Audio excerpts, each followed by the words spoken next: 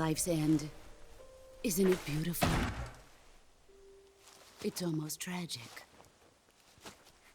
When life ends, it gives off a final lingering aroma.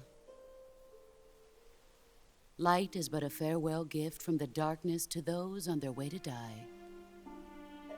I've been waiting, Snake, for a long time. Waiting for your birth, your growth, and the finality of today. Boss, why are you doing this? Why? To make the world one again. The world used to be whole. But with the end of the Second World War, the philosophers began to fight amongst themselves, and the world was torn apart. The Cobras, my comrades who trained and fought alongside me, were torn apart as well. The foibles of politics and the march of time can turn friends into enemies just as easily as the wind changes. Ridiculous, isn't it? Yesterday's ally becomes today's opposition, and this Cold War? Think back. When I was leading the Cobras, America and Russia were fighting together. Now, consider whether America and Russia will still be enemies in the 21st century. Somehow I doubt it. Enemies change along with the times, the flow of the ages, and we soldiers are forced to play along. I didn't raise you and shape you into the man you are today just so we could face each other in battle. A soldier's skills aren't meant to be used to hurt friends. So then what is an enemy? Is there such a thing as an absolute timeless enemy? There is no such thing, and never has been. And the reason is that our enemies are human beings like us. They can only be our enemies in relative terms.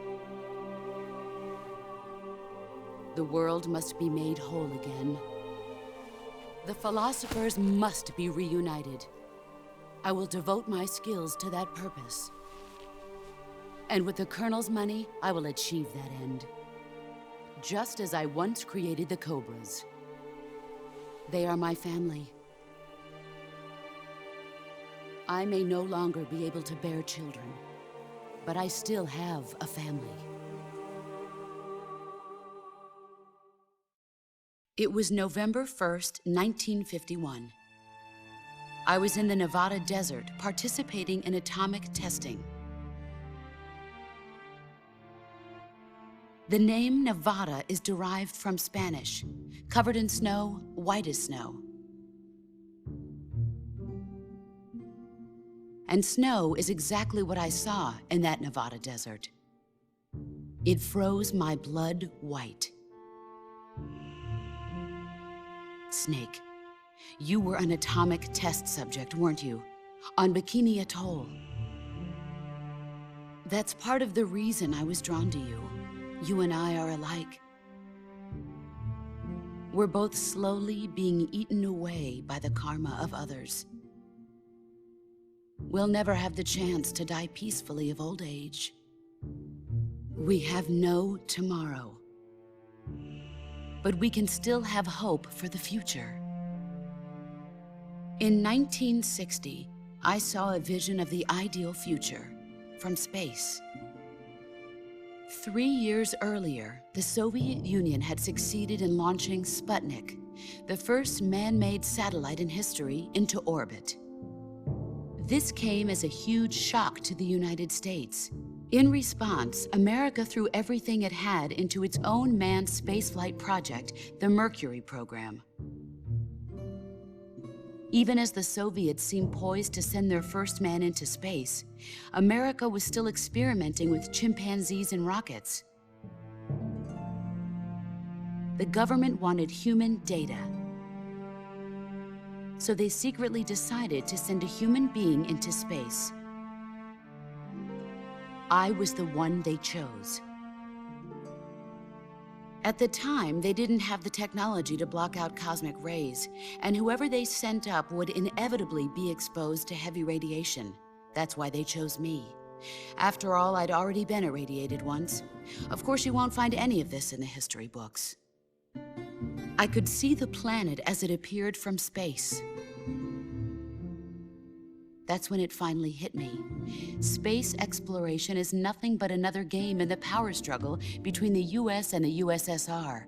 Politics, economics, the arms race, they're all just arenas for meaningless competition. I'm sure you can see that, but the Earth itself has no boundaries. No East, no West, no Cold War. And the irony of it is, the United States and the Soviet Union are spending billions on their space programs and the missile race, only to arrive at the same conclusion. In the 21st century, everyone will be able to see that we are all just inhabitants of a little celestial body called Earth. A world without communism or capitalism, that is the world I wanted to see. But reality continued to betray me. In 1961, I was sent to Cuba, to Bahia de Cochinos.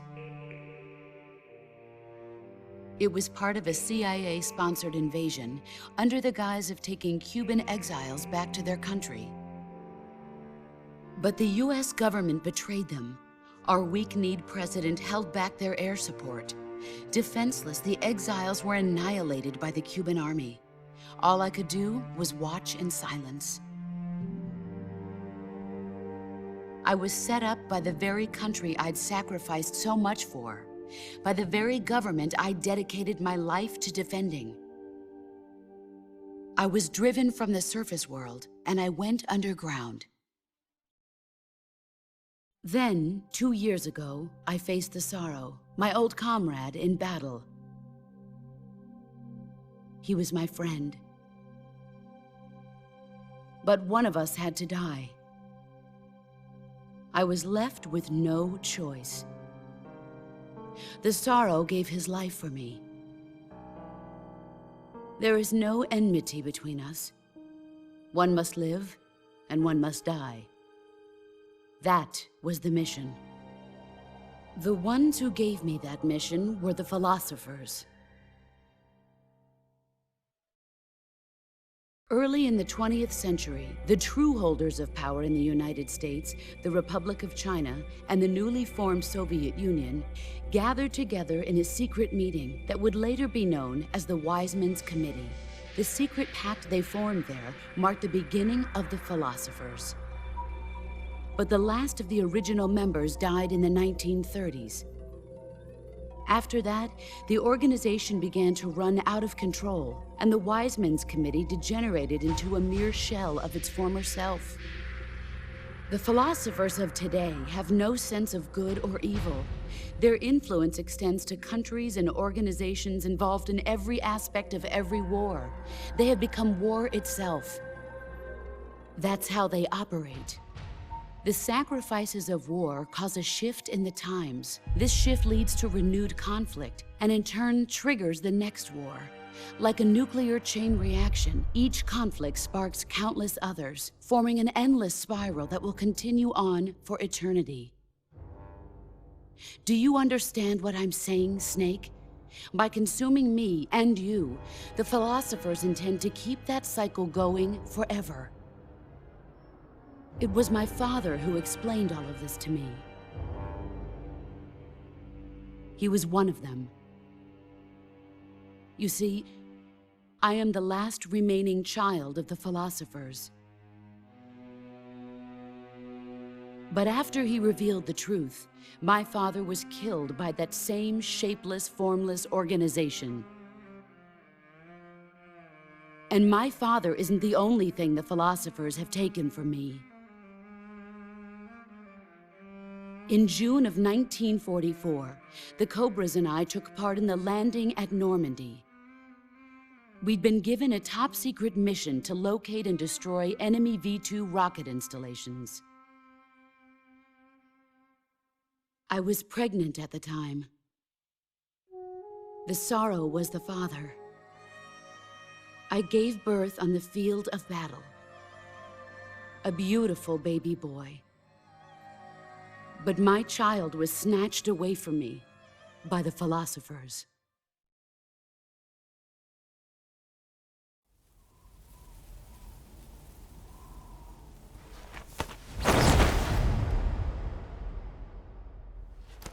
Look at this scar. This is proof that I was once a mother. I gave up my body and my child for my country.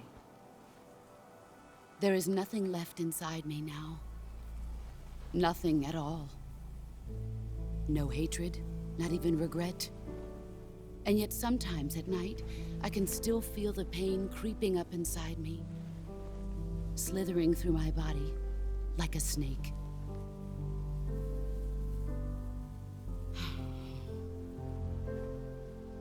I've never talked this much about myself before. Thanks. Thanks for listening to me.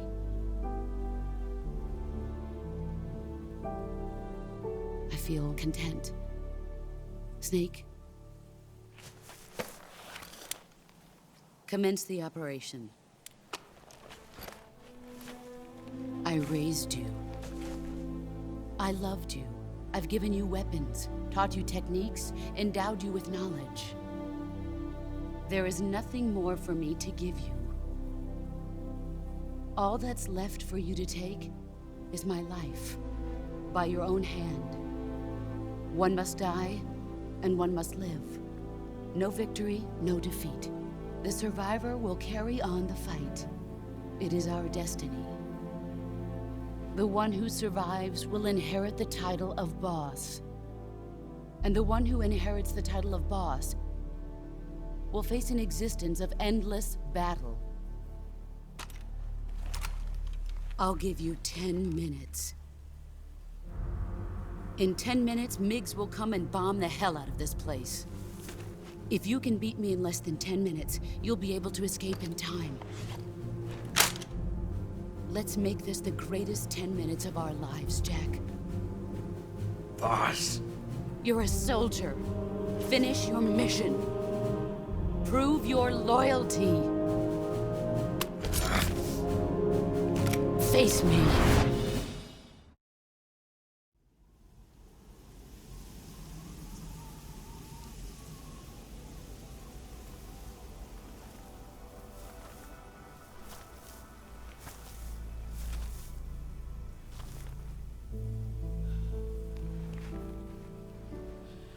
Take this. Keep it safe.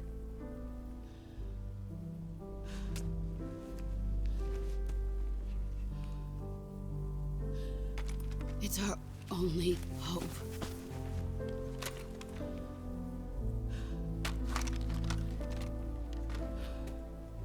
A patriot?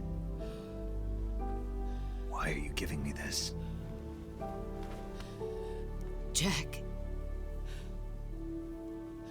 Or should I say, Snake?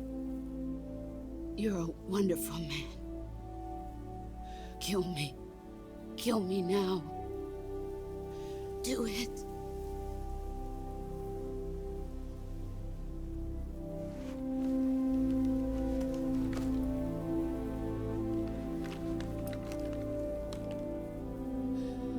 There's only room for one boss and one Snake.